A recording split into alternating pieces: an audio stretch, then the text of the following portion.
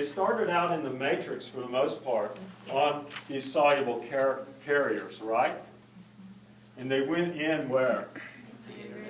To the inner membrane. They're in this oily milieu, right? So these electrons are on these carriers, and they're getting passed through, these iron sulfur clusters and right, all these weird places where they're being held. But and what's bizarre about it is these electrons can actually cover great distances. They can travel. So it's no different than an electrical circuit with a voltage. I mean, literally, these electrons are flowing in a current, and they're going to end up on molecular oxygen.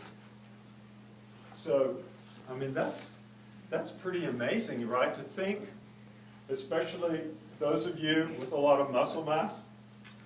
The muscle, as you work out, you get what happens in muscle cells from a lot of training. Anybody know? Besides just more muscle mass, but more mitochondria, right? So you get more mitochondria. So athletes, they have all this electrical current going through the membrane of their mitochondria. I mean, this is pretty strange to think that all this metabolism is directed at, or this energy generation, producing this current in the membrane. And then the sink of those electrons is molecular oxygen. So you can understand that, and you can understand metabolism then in a lot of depth, and it can almost seem real to you, as opposed to this abstract notion of just names and arrows on a piece of butcher block paper, right? So that's what I'm trying to get you to do, is for it all to make sense, and to just know it. So that way, when you take the boards, 15 months from now or whatever, you'll already know this. So that's my, that's my concept view. So I had a catchphrase that I thought of earlier today. Somehow it was like study to learn.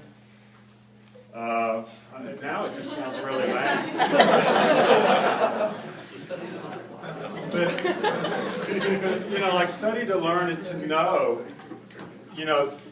Not to memorize. Okay, I mean that sounds trite, but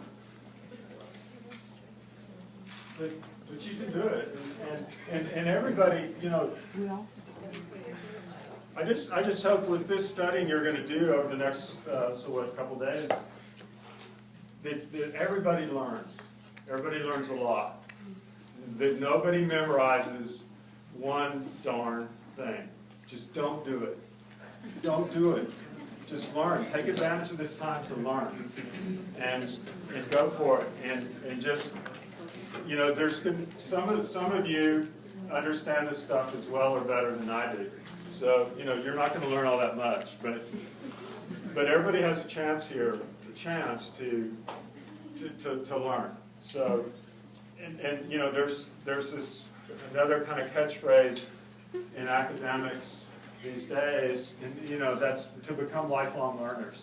So I want this course to be part of that. I want you to develop an appetite for learning in here. All right? So that's my plea. Yes? How do you learn something that's abstract to begin with? So, for instance, all that running up and down, that came to nothing? There's something that, for instance, if you were learning something new, there's a lot of information, tons of enzymes, tons of different substrates, all these steps. How do you go about breaking it down, and how do you actually learn it as opposed to memorizing the material? I think what you want us to do is memorize it first and then understand it. Thanks, Dr. But you have to have memorized it to be able to spit it out like you did. The regulation of what? We didn't talk about it at all, did we? Yeah, it just points out that it's an irreversible step and regulated, and then we never talked about it. You know, so what do we know? I brought this up in class. What do we know about hexokinase?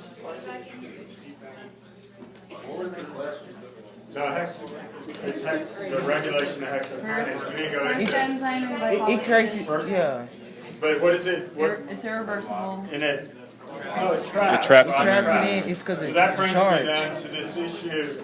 We talked about two, I forgot what the title slide was, two other sugars or something, right? So we talked about galactose and fructose, right?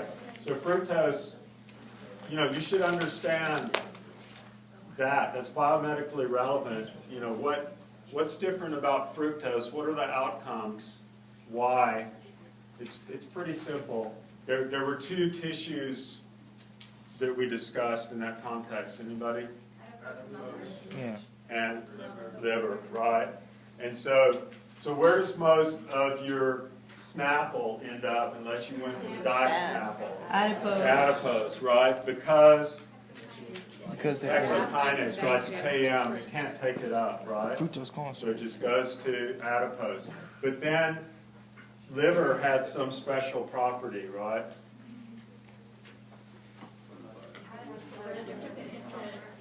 What? It had its own hexokinase, essentially, right? And that was the net effect, right? It bypassed which enzyme? The key phosphate, exactly, okay? So done, right? So 2 points, okay? Was that hard? Did you memorize that? No, I mean, not really. You studied it. You studied it, but yeah. So, okay. What I say that and people are like, no. It's all this. We covered a lot of lipids yesterday and yesterday's stuff for sure. Help us and the day before. Can you see this? Yeah, from that. Oh, I didn't post that yet. Yeah, I'm sorry. The lipid bot. Yeah, the lipid biosynthesis, there was a ton in there. So there's a couple of questions from the board. So, you know, John there. And so there's, you know, maybe 4 other ones, and they're really straightforward. But I told you that at the start of the lecture, didn't I? Don't go into it too deep. Just get the Forest. forest and the key, you know, like look at a slide and just each slide, what's the main point here? Chicken. Okay? So those are pretty easy, I think, pretty straightforward. So I know you probably haven't studied that one yet, and right, and it's long and there's a lot, but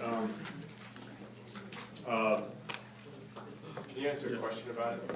sure. Okay, just clarification. I know some people haven't studied or whatever. I understand that just now. That makes sense to me. Okay, so whenever we're building up our lipid, we're taking milano-CoA, right? Yeah, I'd say Malinil, but Okay, those two. And then we're activating both of those and then putting them together. And then, right? not so much activating. By ACP. Well, but it's not an activate, we're just swapping, right? Well, you just say the process real quick. Well, I just want, that whole initial step is strange, right? But I wanted to just kind of break it down and show you it's not all that strange. And you do it again and again each cycle, because you have to add the acetyl-CoA, right? You're adding, in degradation, we chopped it into 2 pieces and we ended up with acetyl-CoA, right? This way, we want to add it. Okay, we swap out the S-CoA for the ACP, you know. They're both, they're both vitamin B5, right? So it's the same chemistry, you're just swapping out the scaffold on the end, right? So there's no activation or anything going on there, it's just a swappage. Okay, so the key step then is just, acetyl-CoA is inert. We're going to have to add it that methyl in, right, the CH3. I mean, what is acetyl-CoA, anybody? You got the S-CoA, and then you got what?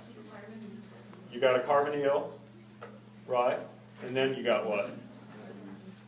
the methyl. Right, 2 carbons, carbonyl, where all the magic happens normally. Right, whenever we do anything with acetyl-CoA, it's usually at that carbonyl, and we're kicking out the S-CoA, right?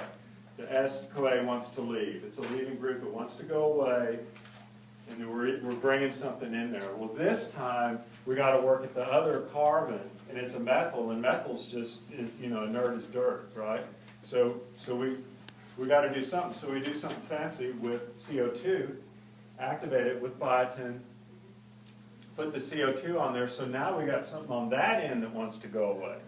Right? Just like the S-CoA wants to go away, now we got the CO2, it's ready to go away and just resonate its little heart out. Right? That's why it drives the reaction, because it's going to resonate and be lower energy. So we have that there, and we're primed for that carbon-carbon bond then between the CO2 and what it's now methylene to add. Okay? So you just do that step over and over again where you make this funny creature, malonyl CoA, and then it becomes malonyl ACP. So you do that again and again, you just add it to your growing chain. Right? And then we reverse, and then, y'all should have this down by now. Like, what cofactor do we use? What reduced cofactor do we use when we're biosynthesizing? NADPH. So we're going to use that as opposed to what? And an FADH2, right? So that's the difference.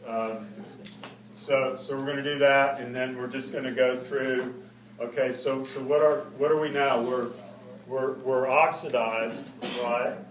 So our very first step when we condense, the very first step we're going to do is bring in that hydride ion from NADPH. Now we got a hydroxyl. Okay, so I was talking to Kwame about this on Friday, that once electrons are on oxygen, be it whatever, a hydroxyl, a carbonyl, whatever, those electrons are on oxygen, because you can't take those electrons and pass them to oxygen, right? That's the whole point of generating energy, right? We're going to pass them down here to molecular oxygen. So when we're going through the TCA cycle or whatever, whenever we have an oxygen on carbon, those electrons are spoken for. Okay? They belong to that oxygen. So as we're going through and we're making fat, we're just going to take those away. And in their place, we're going to bring in more, what? Bird. Say it. Wow. Yeah, hydride ion. We're bringing in more electrons, right? So we're starting with something. That's all we're doing. We're just taking this carbon skeleton and we're adding in electrons that we can harvest when we need them. Right?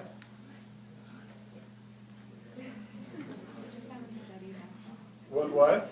We just haven't studied yet. Okay, but that's when you look at these pathways, just look at it and go, okay, there's no electrons to be had there, right? And so when we're making fat, we're going to do that first reduction. The carbonyl goes to a hydroxyl.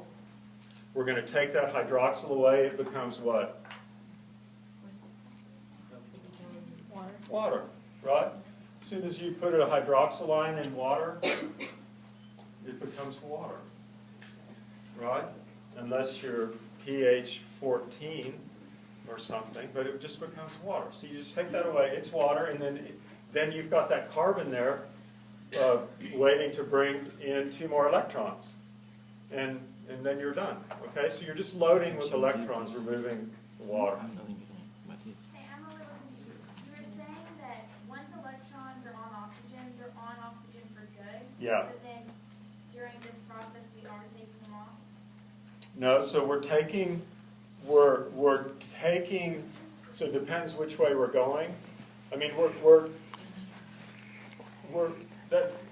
those electrons are going with the oxygen. So when you see a COH, right, that carbon-oxygen bond, those electrons are going to go away with the oxygen, is what I'm saying. Okay, so they move with it.